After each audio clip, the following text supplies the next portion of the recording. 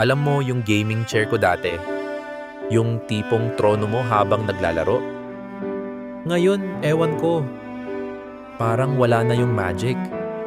Hindi na siya yung special spot ko. Naalala ko pa dati, kayang-kaya ko maglaro ng magdamag. As in, wala pang tulog. Basta may soft drinks lang at excitement. Solved na. Ragnarok all night. Wala nang ibang iniisip kundi next quest. Tapos nung bata pa ako, kahit madapa ako habang naglalaro, okay lang. Tatawa lang ako, parang wala lang. Feeling ko kaya kong gawin lahat. Parang leyon, walang takot. Pero ngayon, iba na.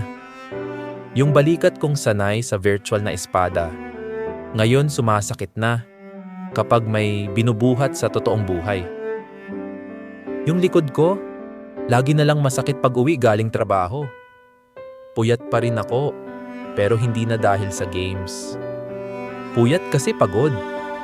Pagod na katawan, pagod na utak.